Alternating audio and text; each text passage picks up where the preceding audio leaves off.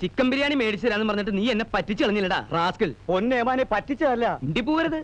അന്യായക്കാരൻ തന്ന 10 രൂപ പോലും ഞാൻ മറന്നു നിന്റെ ബിരിയാണിക്ക് വേണ്ടി. എന്നെ കൊണ്ട് നീ FIR മാറ്റി എഴുതിപ്പിച്ചു. പരമദ്രോഹി. എന്റെ സാറേ, ഇന്നലെ ഉച്ചയ്ക്ക് ഞാൻ പാരീസ് ഹോട്ടലിന് മുമ്പിൽ വന്നിരുന്നു. സാറിനെ കണ്ടില്ല. അത് നീ വല്ല സ്കൂൾ മാഷ്മാരോട് പറഞ്ഞാൽ മതി, അവര് വിശ്വസിക്കും. പോലീസുകാർ തലച്ചോറുള്ളവരാ. ഉച്ചക്ക് 12 മണി മുതൽ ഉച്ച തിരിഞ്ഞ് 3 മണി വരെ ഞാൻ പാരീസ് ഹോട്ടലിന് മുമ്പിൽ കാത്തുന്നതാ. തീ പാറണ വെയിലത്ത്. പറയുമ്പോ എനിക്ക് വേദനയുണ്ടടാ. ദേ, ഇന്ന് പ്രായശ്ചിത്തം ചെയ്യാതെ നിന്നെ ഇവിടുന്ന് വിടുന്ന പ്രശ്നമില്ല. ഇന്ന് എനിക്ക് ബിരിയാണി മാത്രം പോരാ, വീട്ടിലേക്ക് ഒരു പാർസൽ വേണം. നടക്കണ പാരീസിലേക്ക്.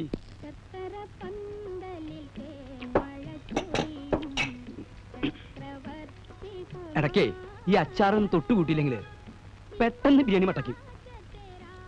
ഇപ്പൊ ശരിയായി.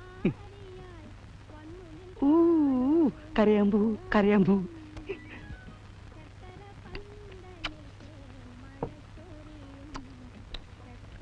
കോഴിയുടെ വേവ് ഇത്തിരി കൂടിയോന്ന് എനിക്കൊരു സംശയം. ഉമ്മറേ, പാഴ്സൽ റെഡിയായോ? സാറേ, എടുത്തോണ്ടിരിക്കുക.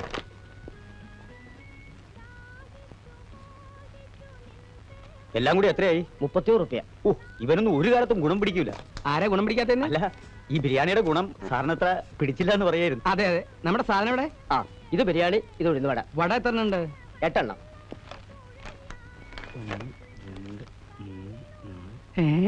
ഇല്ല സാറേ. എന്റെ ഭഗവാനെ, എന്തു പറ്റി സാർ? 41ാം ചരമദിനം. മോഹൻദാസ്, ശ്രീദേവി. സ്നേഹസ്മരണകളോടെ മീര, മായ, മനു, മഞ്ജു. എന്താണ് ഈ കേൾക്കണത്?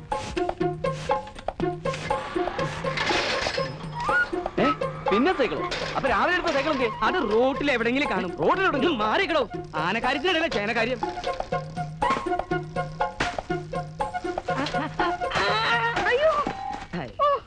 മനുഷ്യനെ സൈക്കിൾ എടുത്ത് കൊല്ലാൻ നോക്കുവാന്നോ?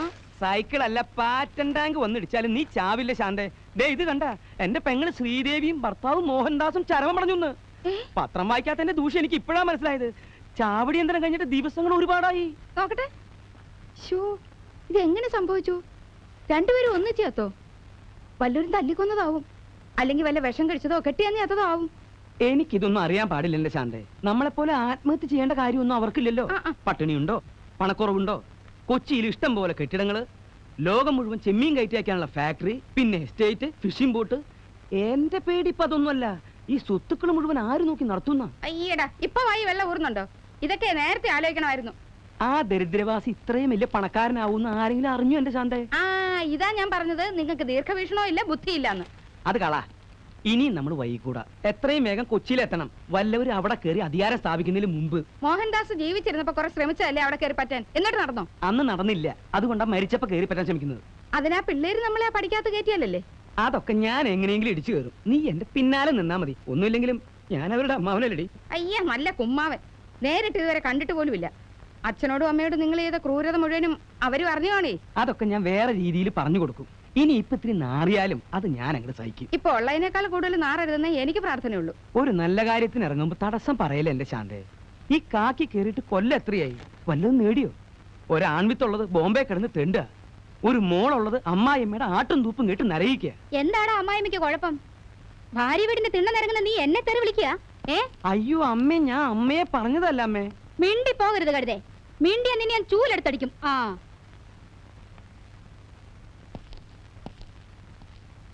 അതെ, 4 കുട്ടികളാണ്. ഒന്നിനും ശരിക്കുള്ള വകതിരിവായിട്ടില്ല. കാർ ആക്സിഡന്റ് ആയിരുന്നു. 30 അടി താഴ്ചയിലേക്ക് കാറ് മറിഞ്ഞു. ഇളയ കുട്ടി മാത്രമേ കൂടുണ്ടായിരുന്നുള്ളൂ. അവൾ അത്ഭുതകരമായി രക്ഷപ്പെട്ടു. പക്ഷേ ആ കുട്ടിക്ക് ഇപ്പൊ സംസാരിക്കാൻ പറ്റില്ല. ഷോക്കുണ്ടായിരിക്കാം. ആലോചിച്ച ഭയങ്കര കഷ്ട. അങ്ങനെ ബന്ധുക്കളായിട്ട് മോഹൻദാസിന് ആരുമില്ല. ഉള്ളവരുമായിട്ട് വലിയ അടുപ്പമില്ല. അറിയാലോ, he was A self made മാൻ. കോടതിയിൽ പെറ്റീഷൻ കൊടുത്താൽ മൂത്ത പെൺകുട്ടിയെ ഗാർഡിയനാക്കിയിരിക്കുക. അതെ, അവളെ ആദ്യം മുതൽ ഇനി എല്ലാം പഠിപ്പിച്ചു തുടങ്ങണം. കോളേജിൽ പഠിച്ചുകൊണ്ടിരിക്കുന്ന കുട്ടിക്ക് എന്തോന്ന് എക്സ്പോർട്ട്, എന്തോന്ന് ചെമ്മീൻ കമ്പനി. പിന്നെ വിളിക്കാം. ആ പുതിയ MD ഇന്ന് ചാർജ് എടുക്കുന്ന ദിവസമാ. അതെ, ആ സംഭവത്തിന് ശേഷം ആ കുട്ടി ഇന്ന് ആദ്യമായിട്ടാ ഈ കമ്പനി വരുന്നത്.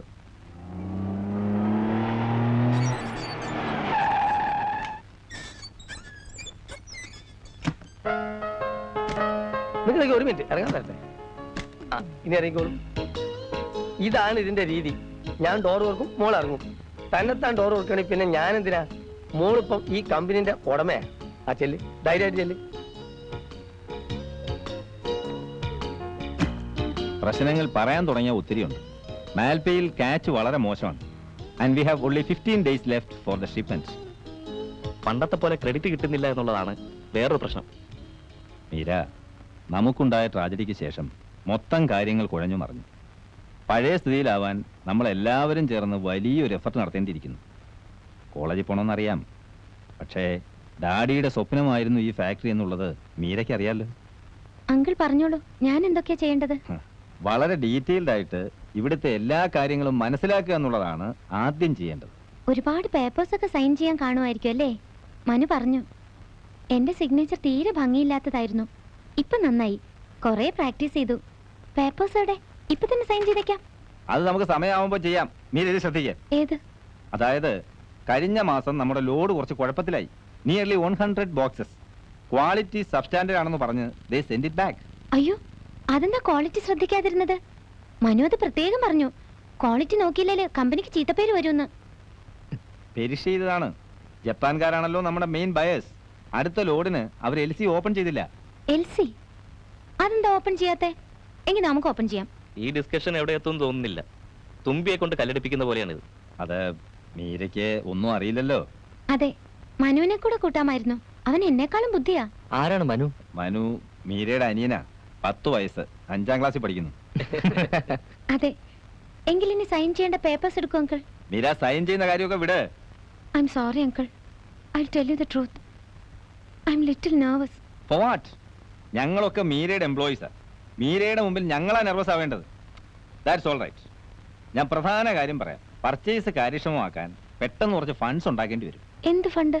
ബാങ്കിൽ നിന്ന് ഓടി ഓവർ ഡ്രാഫ്റ്റ് ആയിട്ട് കുറച്ച് പണം, അല്ലെങ്കിൽ പെട്ടെന്ന് എടുക്കാവുന്ന വേറെ പണം ഉണ്ടെങ്കിൽ അതായാലും മതി.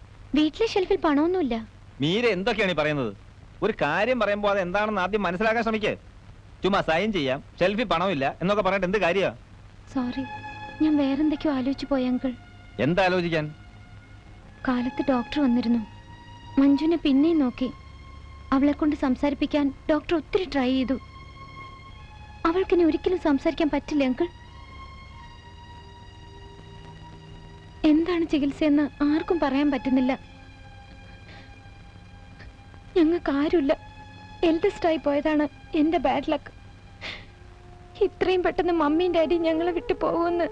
മീര, കഴിഞ്ഞതൊക്കെ മറക്കാൻ ശ്രമിക്കും. വരൂ, നമുക്ക് ഫാക്ടറി ഒക്കെ നടന്ന് കണ്ടിട്ട് വരാം. കമോൺ. I am sorry.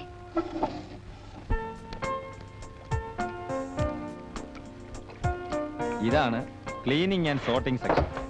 ഇവിടെ 160ഓളം ലേബറേഴ്സ് ഉണ്ട്. 160 പേരെയൊന്നും കാണാനില്ലല്ലോ. 3 ഷിഫ്റ്റാ.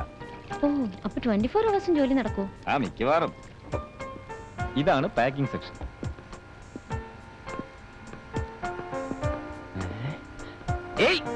ഒന്ന് നിൽക്കുക ചേട്ടാ, ഒന്ന് പിടിച്ചേ. നിക്കണ്ട, പോരെ, അവര് കുഴപ്പക്കാരാ. കുഴപ്പക്കാരോ? ഒന്ന് നിൽക്കാൻ. അയ്യേ, നിൽക്കാൻ പറഞ്ഞപ്പോ കിടന്ന് ഓടുക. പഴയ MD-യുടെ മകള് പുതിയ MD ആയിട്ട് ചാർജ് എടുക്കുന്നെന്ന് കേൾക്കാൻ തുടങ്ങിയിട്ട് നാള് പറയായേ. മീര ഇങ്ങോട്ട് വന്ന് കയറിയതേ ഉള്ളൂ. നിങ്ങൾ പോയി ജോലി ചെയ്യേ, പിന്നെ സംസാരിക്കാം. വേണ്ട, ഇപ്പൊ തന്നെ സംസാരിക്കാം. മൈ ഡിയർ MD, നിർഭാഗ്യവന്മാരായ 5 ലേബേഴ്സാണ് ഞങ്ങള്. പഴയ MD ഞങ്ങളെ സ്ഥിരപ്പെടുത്താന്ന് വാക്ക് തന്നിരുന്നത്. ഞങ്ങൾക്ക് ബോണസ് ഇല്ല, പ്രോഡക്റ്റ് ഫണ്ട് ഇല്ല, ഗ്രാറ്റുവിറ്റി ഇല്ല, ഇൻക്രിമെന്റിൽ ഒരു മണ്ണാങ്കട്ട ഇല്ലെന്നേ. എന്നാൽ മറ്റുള്ളവരെ പോലെ ഞങ്ങൾ ജോലി ചെയ്യുന്നുണ്ട്. ഈ പറഞ്ഞ ആനുകൂല്യങ്ങളൊന്നും ഞങ്ങൾക്ക് കിട്ടുന്നില്ല എന്ന് മാത്രമല്ല, ഞങ്ങളുടെ ജോബ് സെക്യൂരിറ്റി വെറും 0%. ഇൻക്ലാബ് സിന്ദാബാദ്. നിർത്തോ, സംസാരിക്കുന്ന ഇടയിലെ തന്റെ ഇൻകുലാബ് വിളി. ഇൻകുലാബിന് നേരം കാലം നോക്കാണ്ടോ? വിപ്ലവം എപ്പോഴായാലും വിപ്ലവം തന്നെ. ശരി, തൽക്കാലം നിർത്ത്. അപ്പൊ പുതിയ MD-യുടെ അച്ഛൻ പഴയ MD-യുടെ വാക്ക് പാലിക്കാൻ പുതിയ MD തയ്യാറാവണം. ഇപ്പൊ തന്നെ, ഈ നിമിഷം തന്നെ ഞങ്ങളെ സ്ഥിരപ്പെടുത്തണം.